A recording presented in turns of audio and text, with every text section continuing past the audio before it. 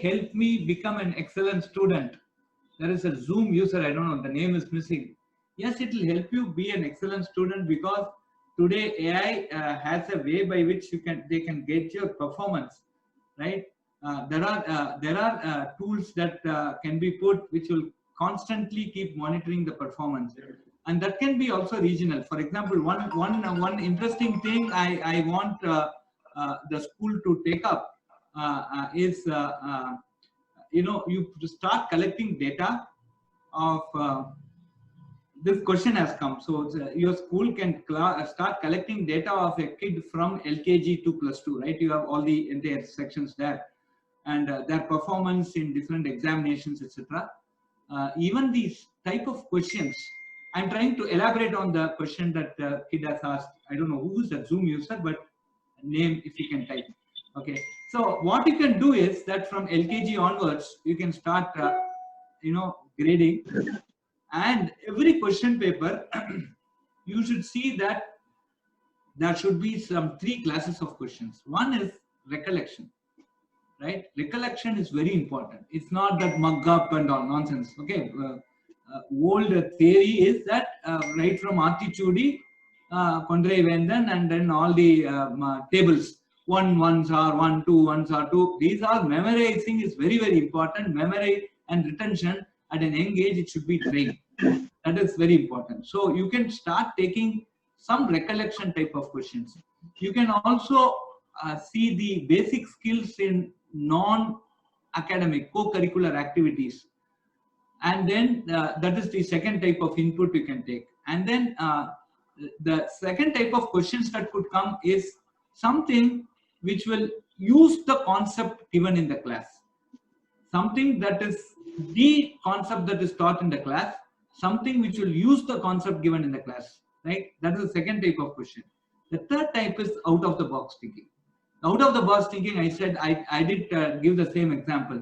Say 1, 3, 5, 7, 9, 11, 13, 15, 17, 19.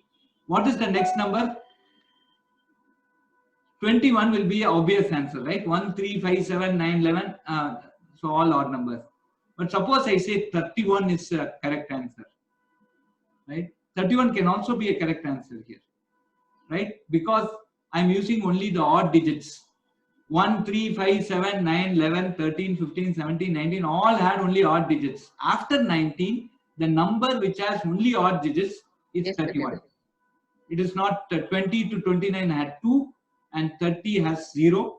So 31 is that. So that is out of the box thinking. So you should generate 3 types of questions in every question paper. One which will be recollection, one which will use the concept, one which will be out of the box thinking. So this is an example. And then you have to keep collecting how the student performed in each of these sections over the years. And then you feed it into a machine learning engine. And when a student say around LKG is too early, so around UKG or first standard, depending on the performance at LKG, UKG and first standard, you can feed it into this machine, and this machine will tell you what this kid can ultimately become. And you keep your track on the alumnus after somebody finishes and they go, what did they become in life, right? And you can completely track this. This will be an excellent engine to predict somebody what would he or she will be, and guide the future accordingly. And then you also can find out the weakness of the student and put some proper measurement there. So the data that you are going to collect, especially by making this type of question papers, will be a very effective way by which you could have an AI guided engine to shape the career of your student and essentially answer this kid's question: can he become a excellent student by AI? Yes, he can become an excellent student, but the effort has to come from the school. You can start on this, and if you want some guidance, I'll be too pleased to give you that to you. The next question is,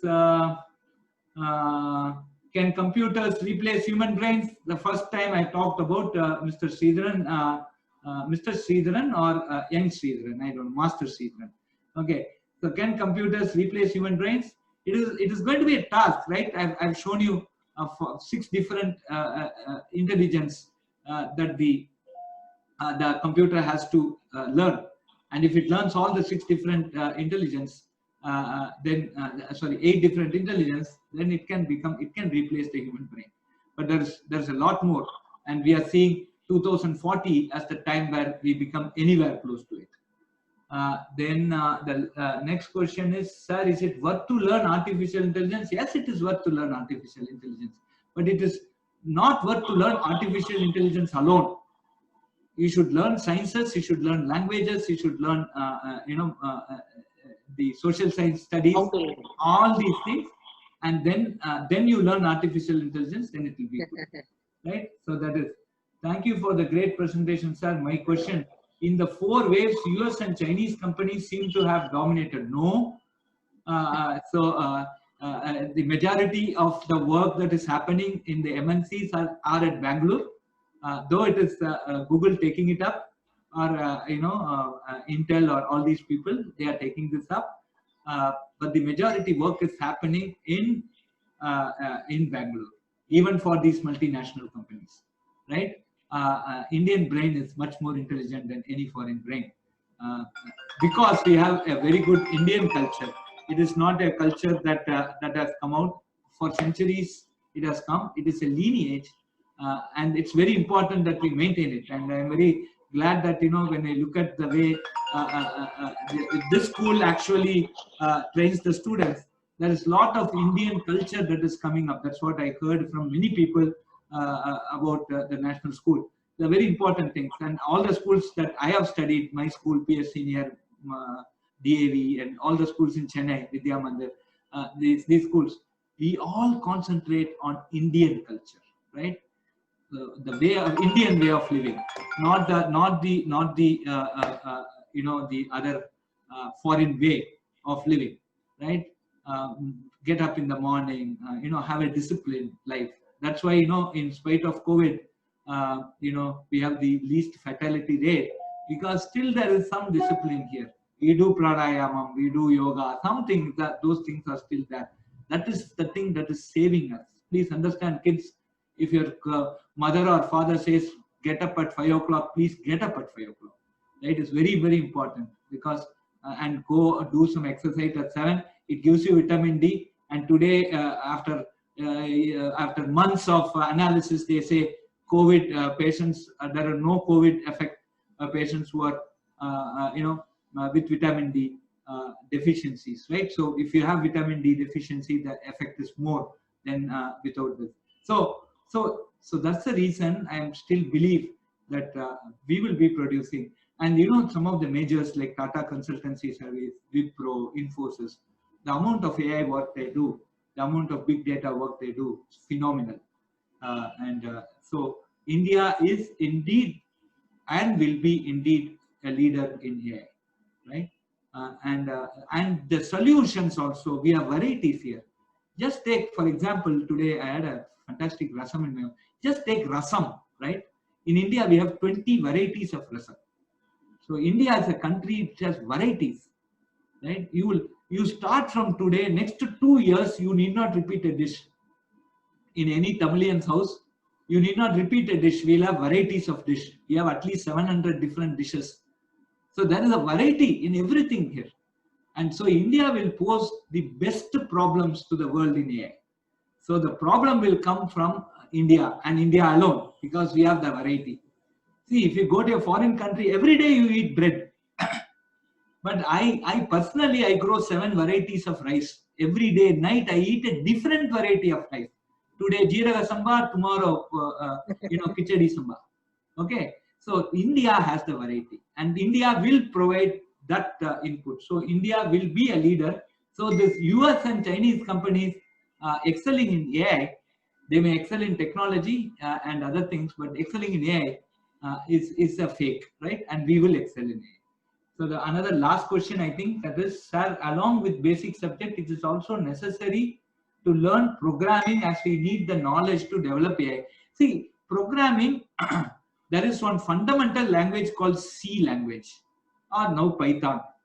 This Python or C, you can go to any website, they teach you. Python for idiots it's only 15 days. You kids are intelligent. So Python, you'll learn it in 1 week or even 3 days. I took 1 week. I'm old. When Python came, I was already 45. Okay, but you kids will finish off in 2 days or 3 days. So, but what you should do is then you take some very interesting applications and keep coding. My take here is that you don't need a teacher to come and sit with you and teach and then one public examination for Python programming. So you can learn programming. You should learn programming. You can start learning Python at the age of 3. Right, today there are courses which will easily teach you some drawing, etc. And it is, I'm telling you, it is much simpler than the mobile phone that you are handling. Right, so and every kid learns everything about mobile phone within the first 15 minutes or 20 minutes. So Python is something you can learn, or C language.